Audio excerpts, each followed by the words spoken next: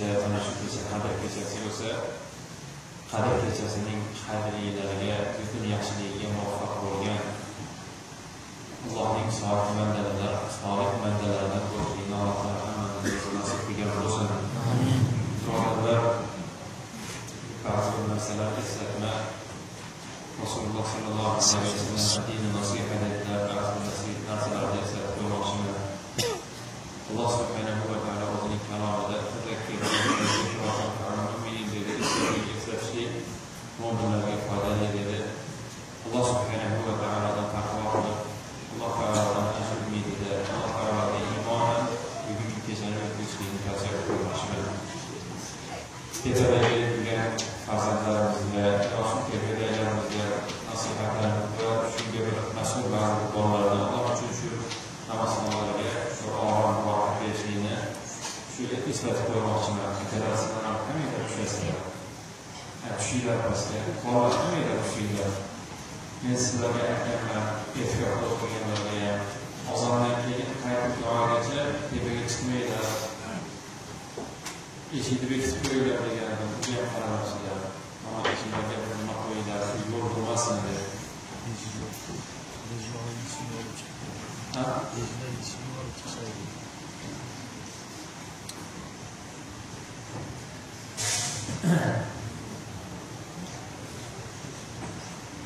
Keyin birodarlar, namozxonlarga ozor bermanglar. Allohning aytgan namozxonlarga ozor bermanglar, malaikalarga ozor bermanglar. Zulm. Men ba'zi bir qanaqa akalar kelayotganlar bor. Ozgina ba'zi bir narsalarni eslatib qo'ymoqchiman. Bugungi kechada inshaalloh biz tunaymiz.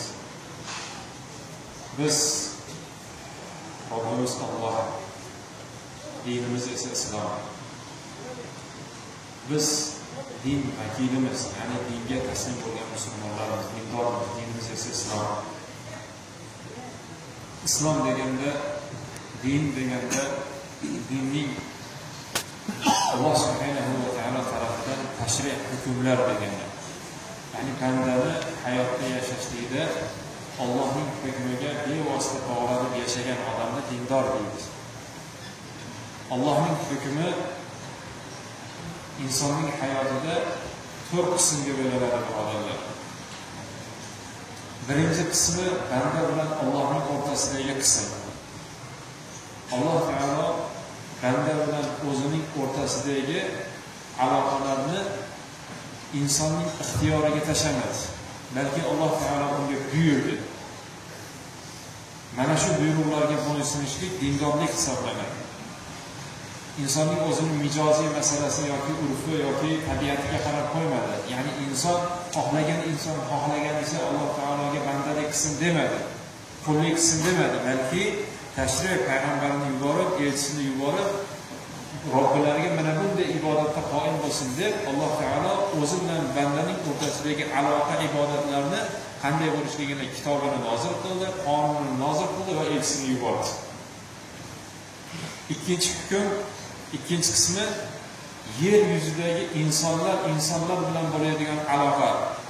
Ayol bilan er, ota bilan bola, musulmon bilan musulmon, musulmon bilan kofir, qo'shni bilan qo'shni.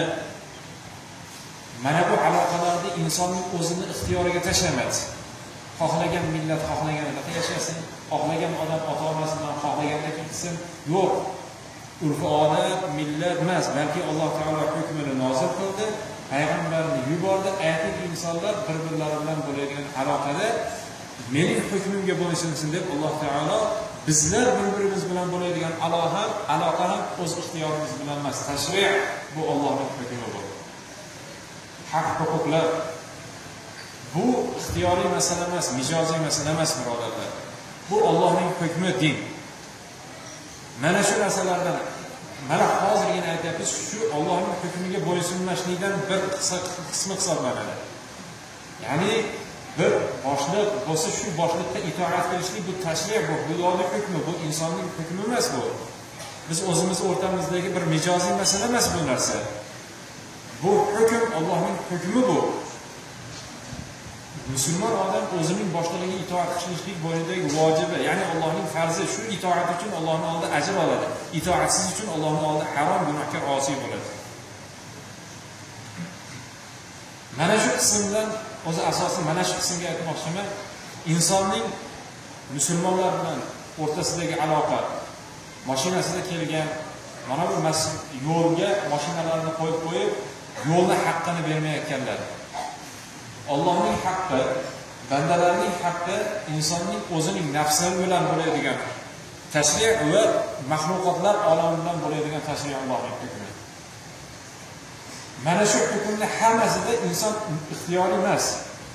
Allohga xohlagandaqa bandalik qilaman demaydi. Alloh aytgandek, Rasul ko'rsatib bergandek bandalik qiladi. Bandalar bilan o'zim xohlagan, o'zimni ayolim, o'zimni o'g'lim, o'zimni otam, o'zimni do'stim, o'zimni mahallamdagi qo'shnim xohlaganimdek qilaman demaydi. Xudoning hukmiga, Allohning hukmiga bevosita bog'lanadi. O'zimni qulog'im, o'zimni og'zim, o'zimni qo'lim, o'zimni oyog'im xohlaganimni qilaman demaydi. Allohning hukmi qil degan narsani qiladi, yur degan joyga yuradi, usha degan joyda ushaydi, ushama degan joyda ushamaydi. O'zimni qo'lim xohlaganimni qilaman demaydi. Xohlagan narsani ko'raman, xohlagan narsani eshitaman demaydi. Alloh eshitishlikka ruxsat bergan narsani eshitadi, eshitishlikka ruxsat bermagan narsadan qochadi. Alloh ko'rishlikka ruxsat bergan joyga qaraydi, ibodat bo'ladi. Qarama degan joydan ko'zini olib qochadi, chunki bu Allohning hukmi hisoblanadi. Insonning o'zimi jasadim, bu hayvon emas, xohlaganini tilimga, og'zimga yolqitdi, xohlaganini yo'raman deydigan emas bu. Va to'rtinchisi mahluqotlar, yo'l. Xohlaganini qilaman degan narsa emas bu narsa. Yoki hayvonotlar, xohlagan hayvon bilan xohlagandek aloqa qilaman degan emas. Bu tashrih, Allohning hukmi, birodarlar. Mana shunga qarab yashamasak, biz dindor bo'lmay qolamiz unda. Dindor odam Alloh bilan o'zini o'rtasini Alloh aytgandek yashaydi. Dindor odam bandalar bilan bo'ladigan muomalada Alloh aytgandek muomala qiladi. O'zini nafsi bilan ham Alloh aytgandek muomala qiladi. Nafsini halol bilan qondiradi. Nafsini Alloh taolo aytgan yo'li bilan iste'mol qiladi.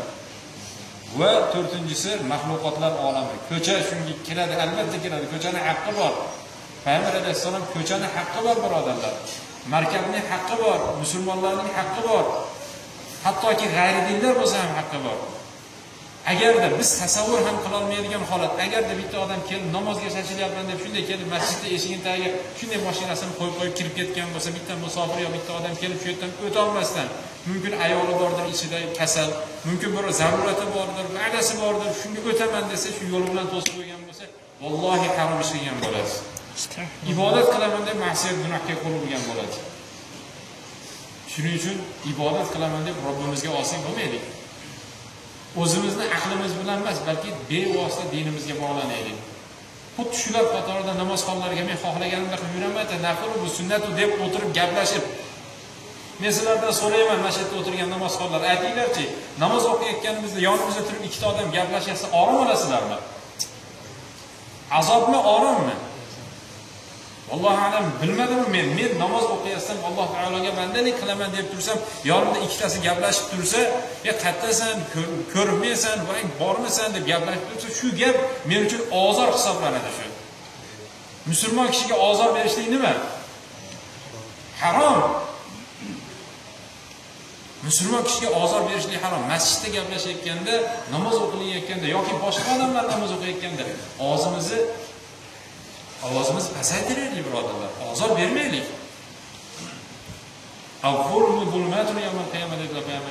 Zulm, ozor berishlik qiyomat kunida qorong'ulik dedilar. Alloh taolo o'zi mana shu kechada xato kamchiliklardan xoli bo'lgan holatda faqat Robbimiz sevadigan, muhabbatiga sabab bo'ladigan solih amallarni qilib mana shu kechalarni o'tkazishga Alloh tavfiq bersin. Amin. Va sallallohu alayhi va sallam ala nabiyina Muhammad va ala alihi va ashabihi ajma'in. Bismillah.